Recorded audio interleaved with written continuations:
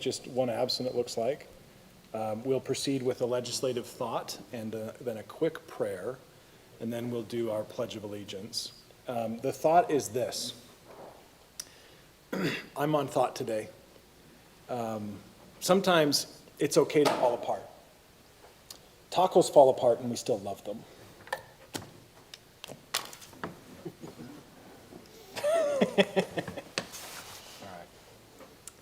Our Father in heaven, we're very grateful to come together to do the city's work. We ask for thy guidance and for inspiration as we proceed. And we say this in the name of Jesus Christ. Amen. Amen.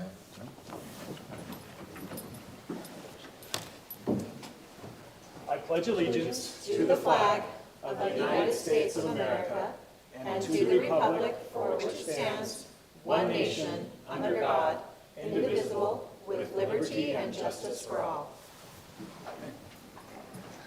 Right, so we have two business items on the agenda today. A public hearing on the conceptual plan for Hoskin Trucks, and then a zoning amendment for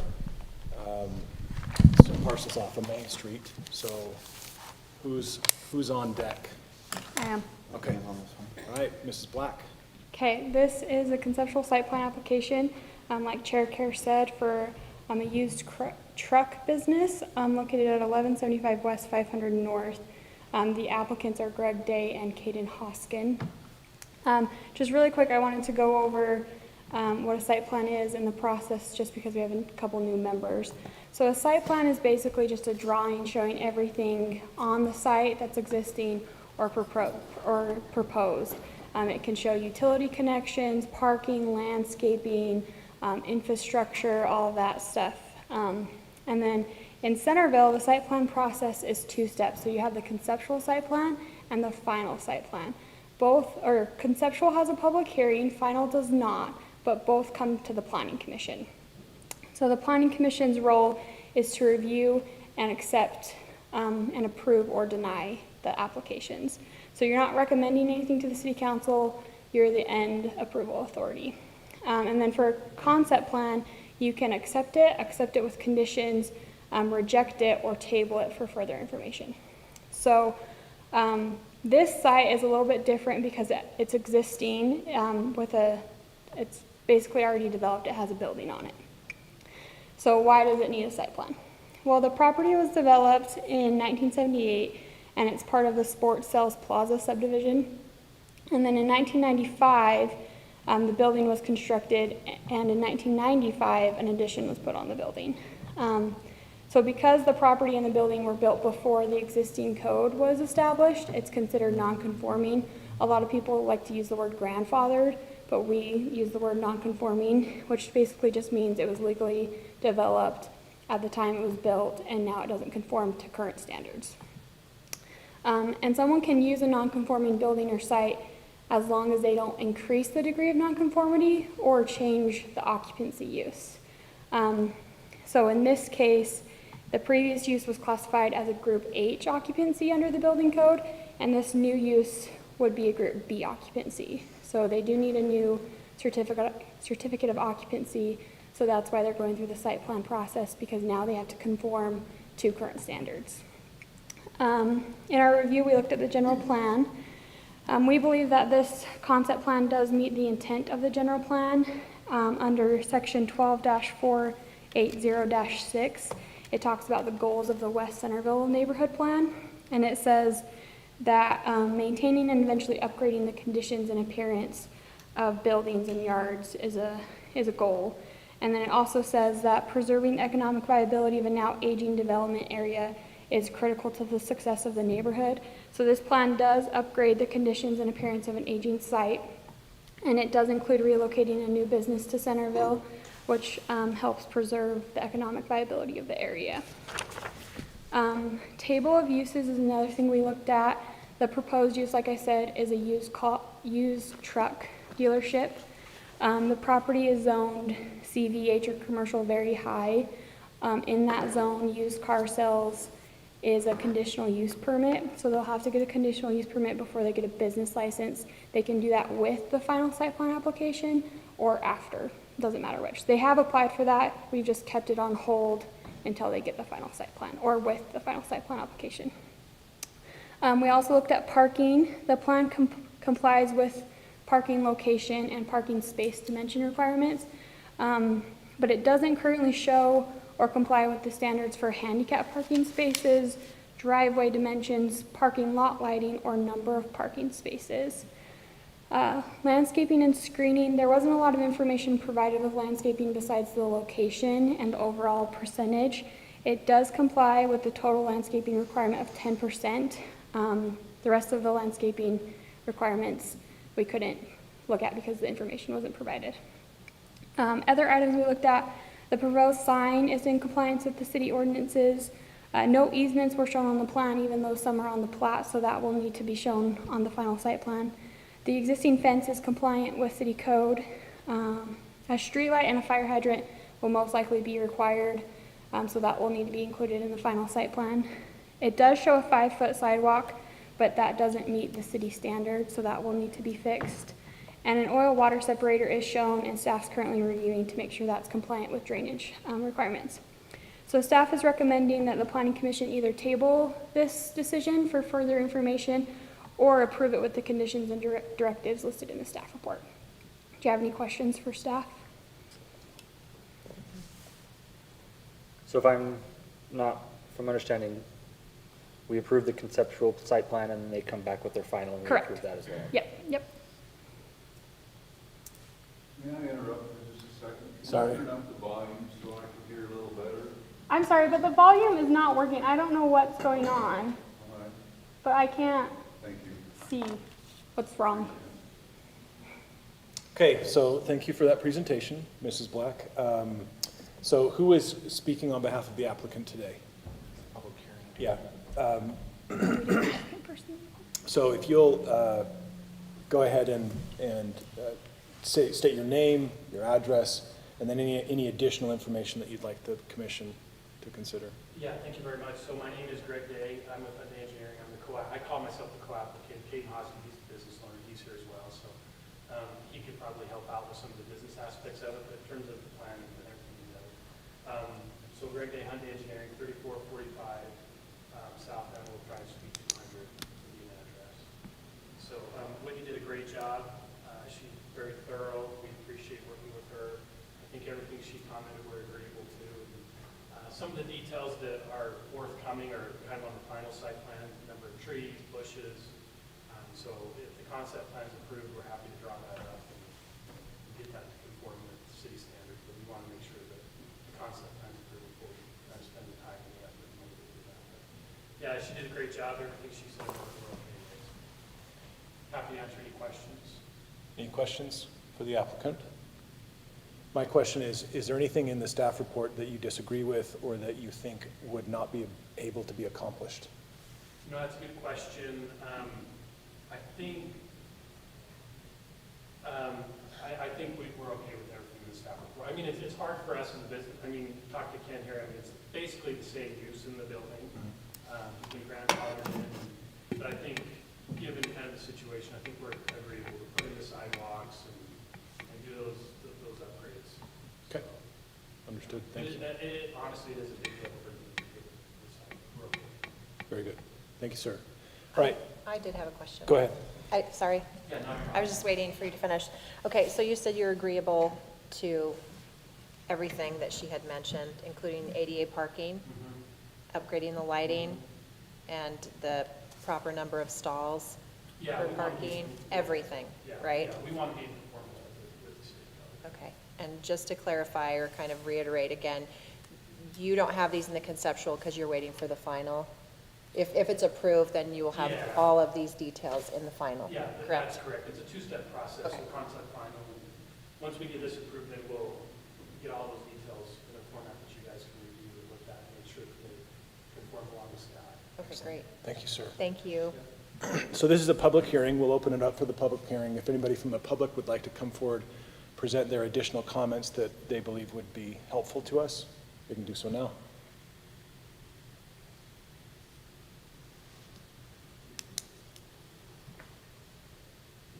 Okay, nobody presenting themselves. We'll go ahead and close the public portion of the hearing. There's no response necessary. Any further questions from Anybody on the commission? Okay, so we'll move to the motion and debate. I was talking with Lisa last time, and the rules specifically say that we're not supposed to start debating until there's a motion on the table. She and I kind of went back and forth. I don't really know if we should be as rigid in that regard, so I'll just lead out with my thoughts on this. For those of you who've been here for the conceptual site plans that I've been part of, when you look up the code for conceptual site plans, there are all these checklists and items that you need to have in order to comply with the conceptual phase. But the way I look at it is it at least half-baked? And I know that that's a gross reduction, a very reductivist approach, but is it within striking distance? Like, can we identify that there are going to be any major obstacles that really truly ought to be going back to the drawing board? And I don't see any here. So the other conceptual site plans that I was voted against would be the ones where you have to go to like the Army Engineer Corps for, approvals for modifying a stream bed or marshlands. Like, I'm sorry, but that's just way too big of a lift. And it could modify the whole site kind of a thing. I see these as bric-a-brac, ticky-tack kind of things that just need to be put on plans. Someone needs to plan it out, and then they're well within striking distance. So that's my take on conceptual site plans, the world according to Mason. So I would be inclined to vote in favor, but I'll open it up to other discussion. Yeah, plus the applicant said that he's willing to, comply with all the other, elements of the conceptual site plan, so. Yeah. I see no issues. Yeah, I haven't seen any red flags, reading it or hearing. Okay, anybody want to make a motion? I will make a motion to accept. I make a motion for the Planning Commission to accept the conceptual site plan for the Hoskin Truck Project located at 1175 West, 500 North, parcel number 0601-00010, with the following directives 1 through 6, and suggested reasons and findings A through C. Okay, anybody second? Any discussion on the motion? Any amendments proposed? No. All right, then we'll start with voting down here. Aye. Aye. Aye. Aye. Aye. Aye. All right, unanimous. Thank you, sirs. Thank you for your time. Yep. Thank you. All right, moving on to item 2. Because we have somebody joining via Zoom, let's make sure that that's working first. So this is the public hearing zone map amendment for 1193 North Main Street and 1167 North Main, a legislative decision. So I show that there is that, who do we have on Zoom? Hi, my name is Shelby Dushku, and yeah, we own the 1193 North Main Street property. Excellent. And you'll have a phase where we'll invite you to talk more. I just wanted to make sure it was working. And you can hear us just fine, Absolutely. correct? Okay, thank you. All right, who is on deck for that? Mrs. Black or Mr. Eggett? That's me. All right, Mr. Eggett, lead us out, please. Right. So, like Whitney was doing before, to give you a background on a rezone request. A rezone request is a higher level request where you're going to make a recommendation to the city council with the legislative change to the zoning map and the uses associated with that zoning map. So, what it means is instead of getting down in the weeds of what the development types might look like, how the property will be subdivided and used in the future, those sorts of things, that's really not the kind of request we have here on the table. The request we have here on the table is higher level. And so it comes down to what kind of uses that are being requested within the zoning change request would be acceptable within that property based upon land use patterns around it and as directed by the general plan. So that's the test that's being checked here with this request tonight, and typically see with the land use, a rezone request. So with that, this property here that's located 1167 North, 1193 North is currently zoned agricultural low AL. As you look at the patterns of an AL and you look a little bit further in the report, there's a current zoning code for AL. It has a maximum gross density of 2 units per acre in the current zone. Whereas with an RL, what is the zoning density of the RL? 4 zone? units an acre. 4 units to the acre. So that's the change in land use, what we're talking about here. As you look at this specific property and you look at the first question about the goals, objectives, and policies of the general plan, the first goal is to establish appropriate land use patterns and land use transitions. And 2 additional competing goals, as noted, are to preserve semi-rural areas for current property owners and to preserve viability of the area for future potential future development. So as you look at the graphic that we provided to you, you can see the area that it's surrounded by. The elementary school to the south, already is zoned RL properties to the west, to the north, and across the street to the east. So in essence, it's created an island of real estate as far as the current general plan, or excuse me, the zoning map. And so the general plan basically would be accommodated here because the land use pattern wouldn't really change in order to accommodate other growth and similar residential growth in the area that's already provided surrounding it. And so you can see some of that commentary further as you go down into the remainder of the staff report talking about the vicinity. There's language in the vicinity harmony of question 2 that talks about there being a zoning island. And obviously, land use practices try to eliminate zoning islands where it makes sense to accommodate appropriate growth and development in those areas. Here we have a very obvious zoning island that's existing of AL. So it would not be desirable to create a zoning island, but here would be, in essence, were there to be a recommendation in future approval by the council of a rezone change, a removal of that island to be more harmonious with what's surrounding it. And so again, that checks that box. And then the third question is, does the proposed amendment adversely affect adjacent property? And clearly it doesn't. In fact, as you can see from the previous dialogue, it's just the opposite. It actually is compliant and actually supports what's previously happened around the property. And then finally, there would be adequate services and facilities available to accommodate that property. So with that, the request, staff would recommend a support, or I guess you'd say a motion to recommend approval to the city council for approval of the rezone. That's where staff's position is on that. And you can see found in your packet that you always have the option of approving with any additional recommendations or commentary in addition to what staff has provided or alternative to what staff has provided, tabling it to a later date or recommending denial. Just make sure you have appropriate findings of fact for any formal recommendation to council. And then you can see below the approval, there's the language and then the two findings that would support that. And if you felt so inclined, you could add additional findings if you felt that appropriate as well. So with that, I believe that's all I have, unless you have any comments for me to add to that. I have a question. Yeah. It was confusing to me at first that there weren't 3 parcels simply because the way Intellis has drawn it. Yeah. I mean, I get it, looking at the meets and bounds description, but why, can you prognosticate as to why there's that divider line in the middle? I don't know, Whitney. I mean, I would think that it's just an old representation from county records that either hasn't been rectified. They're the exact same parcel ID number in the county records and everything. So I feel like it's a drawing error on the side of the county recorder's office or county assessor's office and getting it reflected correctly. That's what I would say. Thank you. As long as that's what is happening here, that's fine, because if there are 2 separate parcels and we have a building straddling parcels and we're making changes on a legislative level to parcels in which there's a really wonky building, I would like to have that rectified. But if that's not an issue, then it's not an issue. I did check it. It is the same parcel as far as then we are parcel ID. Then we're fine. Yeah, so it's just a drawing error in my opinion. Thank you. That was my one question. Yeah. And I will note too, just to clarify, on the very top of the report under property owner, it says Gregory Glenn Ullman trustee. That's what the county records show, but they have solidified the purchase of the property, the Dushkus have, and they are the owners of that property. So just to clarify that. Oh, That home that's, it's Yeah, the 2 parcels that the chair was asking about, those are actually owned by the applicant who is online right now. and my apologies to Commissioner Jorgensen. I should have allowed you some time at the start to disclose. Just wanted to go on public knowledge that I was the listing agent on this property, 1190 North Main Street. I did not represent the buyer. I was the listing agent. Right. So in other words, she has had some involvement with the property.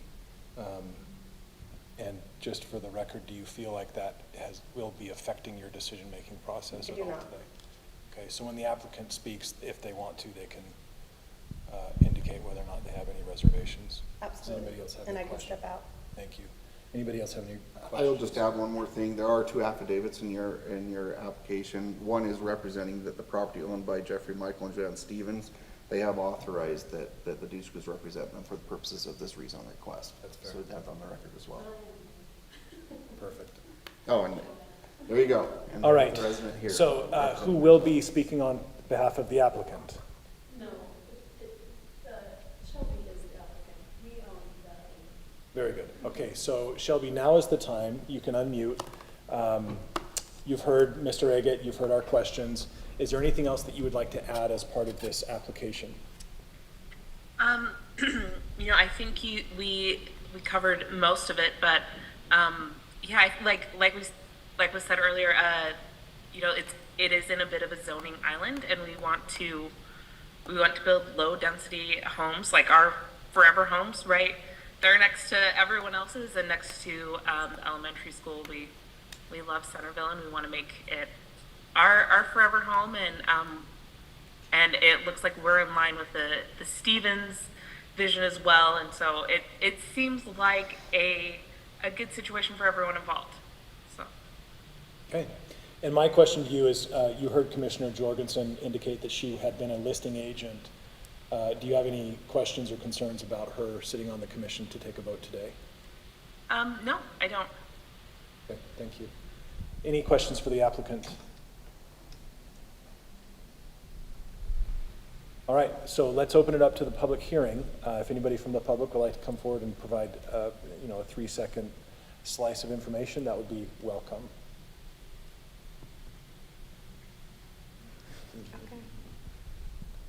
And nobody appearing, we will be closing the public portion. No applicant response is necessary. Any further questions from the commission to the staff or the applicant? I had a question about water, and I just wanted Whitney to clarify water rights, changing from agricultural to the other. So when a subdivision comes in, if that's what the applicant is proposing, they'll have to go to the secondary water company and most likely have to trade in their water shares for development rights. So they won't any longer have those ag water rights. And even with the zoning change, they won't have the ag rights anymore, so they won't be able to use a lot of that water anyways, so. Okay, thank you. There's not a well on this property, is there? I don't believe so. Is there a well? Oh, well. It's on city culinary, correct, Mrs. Dushku? I'm so sorry. Could you repeat the question? Just the water associated with this property is coming from the city lines, correct? It's cool. I believe so. Yeah. Mm-hmm. There's no well on the property that you're aware of? No. Do they receive any secondary irrigation water from irrigation No companies? secondary? No secondary? Okay. All right, just curious. Interesting. Yeah. And I had one more question for Whitney. With the zoning change, then it is a maximum of 4 single-family homes 4 units per Per acre. per acre. Per So acre. they'd be a minimum of, they'd be a quarter acre or more, depending on how many. I mean, that's how it would lay out perfectly, but they could have some bigger lots, they could have some smaller Yeah. lots. It just has to average out 4 units an acre. And that's with residential low? Mm-hmm. Okay, and what is it for agricultural low? A half acre minimum. Yeah, 2 units per acre. Oh, okay, so that's hence the idea to, do this, okay. Okay. Okay. Closing that, we'll move to the commission discussion. Now is the time to just kind of lay out your concerns, maybe an inclination for where you would vote. I'll start on this one as well, just sort of as one of the more senior staff members or commission members. So whenever I have a legislative decision come in front of me, it's fun to have a plat, it's fun to have a plan, but the way I've always understood it and been trained on it is that you're thinking ahead to, okay, am I comfortable with any of the uses that are allowed in an RL zone to be installed here, whether that's tomorrow, 50 years, or 100 years from now? And the whole site is surrounded by RL. This is an island of AL that's left over, and as development's creeping north and we start to fill in, I see that this is an appropriate use of our rezoning authorities. I mean, yeah, it would be nice to never ever change Centerville and have everything just, have a dairy farm, Yep. where all on, on the north side, like Smoot Farms, to stay the same as it's always been, but that is not the way population is pushing us. So I see this as an appropriate use of RL. In fact, there's part of me that's like, why wouldn't we be considering RM? But that is not the applicant's request, nor do I understand whether that would be received by all as well as an RL rezone. So that's my inclination. I'm also curious to know how long it's been an island this way, if when Joanne, sorry, purchased the property initially, was it residential low or was it agricultural low? It was agricultural low? Okay, so at that time you had to rezone the property then as well? It's still agricultural. It still is agricultural, so it's all of the property, Yeah. all those two. And then the Dushku property, the home on, just to put context, is a 1964 home was when it was built. So Okay. that gives more context of how The original owner. the age of these properties are pretty old. Okay, that makes sense, that makes sense. Yeah. Will that front house go down? Is that, I don't believe that's the intent, that they'll develop around it in conversation. I mean, you could ask even the applicant. Oh, but I could believe ask that- Do you guys, Shelby. do you guys want to reopen? Because this is the commission time to right, talk. we're supposed to just Do talk. we want to revert back to sort of questions and answer time? I'm fine with that, if Yeah, that's. I want to ask her. Okay, so we're reopening the applicant, Mrs. Dushku, if you could. Yeah. Go ahead. Shelby, when I was driving by today, it looked like that old brick home is vacant.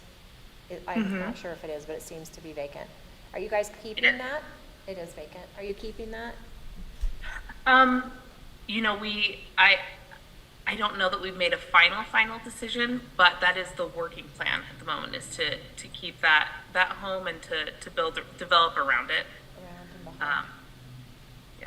Just wondered as I was looking at it. I looked at it from the front and looked at it from the back, so I'm just trying to figure out how you're planning.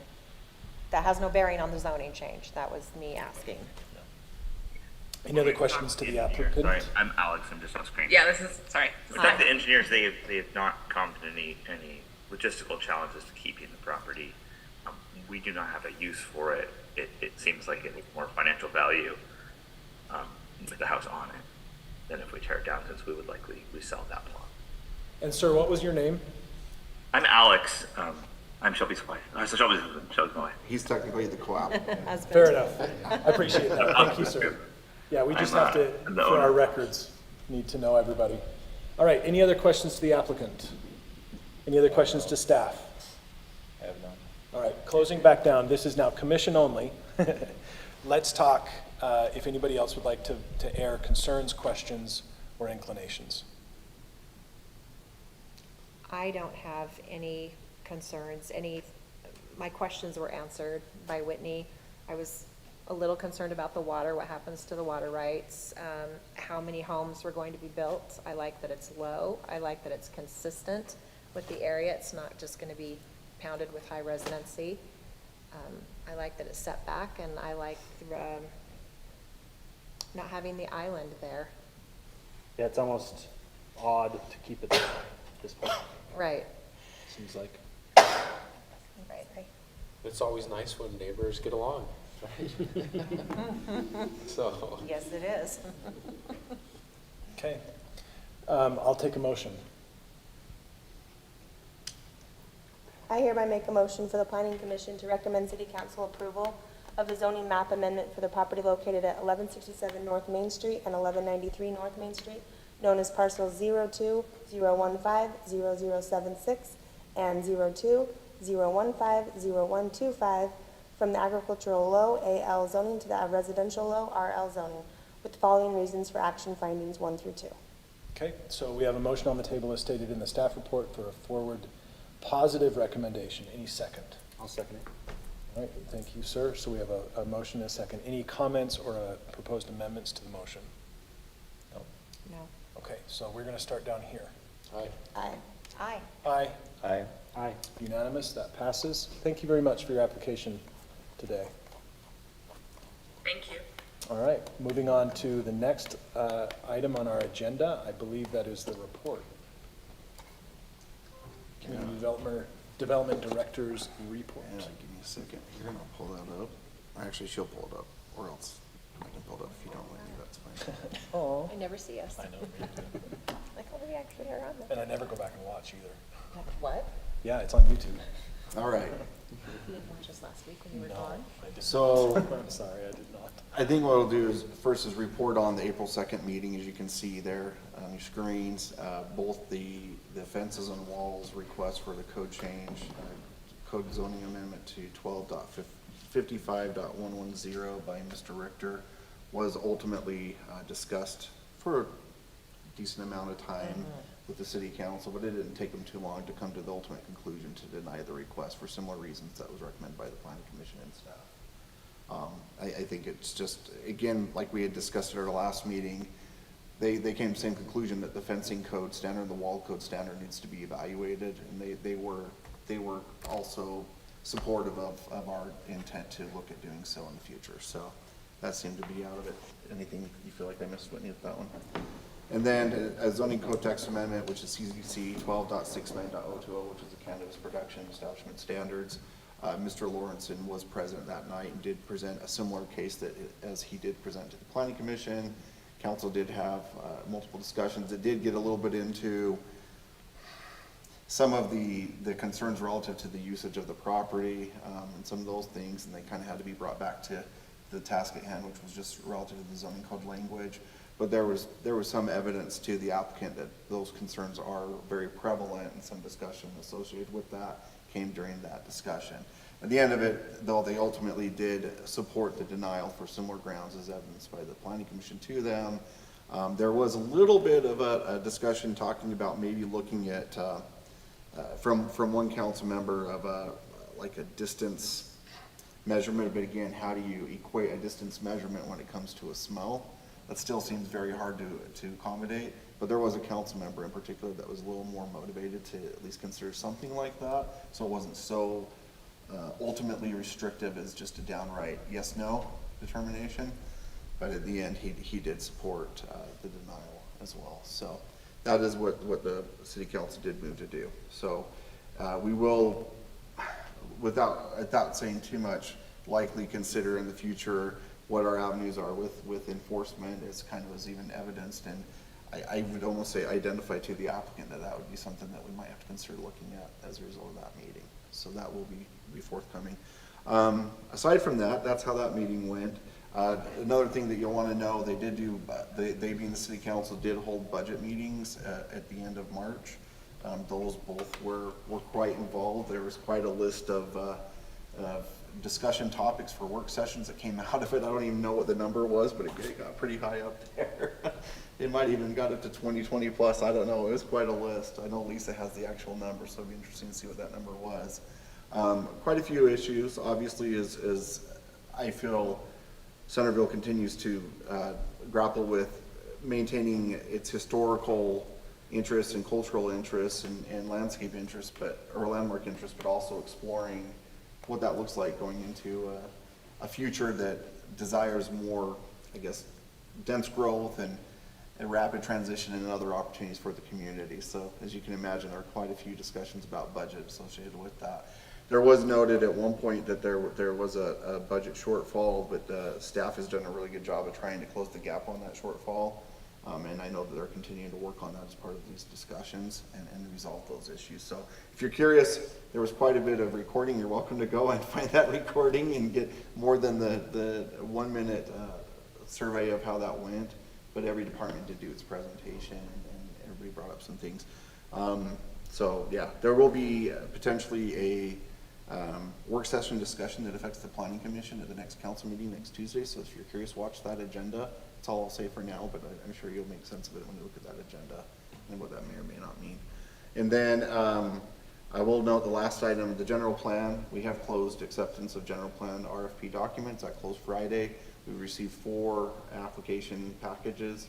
They're about 25 to 30-ish pages in length that we reviewed. The review committee is looking at those. The mayor specifically is the representative of the council on that committee, and then it'll be staff, which is myself and Brant and Lisa and Whitney. We'll be screening those. There's a weighted scorecard we have to use.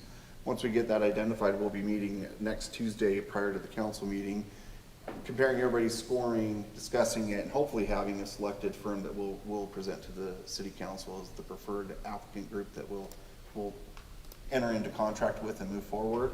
And so if you're curious, kind of keep abreast of how that goes or even watch. And then we'll be sure to report to the next planning commission what that selection is, what that process looks like at that point. So it is moving forward. Timelines on those RFPs they're looking to be about 16 to 18 months. And as you can imagine, the planning commission will be involved in those discussions. So just be ready for that too. I'm not saying you have to give a whole lot more time. We'll find times and ways to be advantageous, maybe in piggybacking with planning commission meetings and such, but just know that is coming. Okay. And then the last thing is, at our next planning commission meeting, we'll start to do module trainings for the planning commission with certain topics that will be curated by the three of us, including Lisa. So we'll be bringing that forward to the next meeting when we discuss goals. We'll have a training session there. So yeah, I think that's it, unless you have any questions for me. Thank you. Yeah. Questions? I don't. Thank you very much. Yeah. All right. I think we've come to the end of the agenda. I do have to say to the commission, I apologize for my late absenteeism last time. I had a family emergency, and I really appreciate Vice Chair Patterson for pinch hitting for me. You're I welcome. think she did a good job. Yeah. Oh, thank you. Anyways, to that end, let's find out from the minutes if there are any questions or concerns or edits to be proposed. Anybody Yes, on that. have anything that they wanted to note? Okay, so I'll take a motion to accept the minutes unedited. I'll make that motion. Okay, Commissioner Moss. And a second? I was, Second. I second it. Go ahead. So Commissioner Jorgensen on a second. Everybody in favor say aye. Aye. All right. I'll take a motion to close. Make a motion to close. All right, everybody in favor say aye. Aye. Bing, bang, boom. Thanks, guys.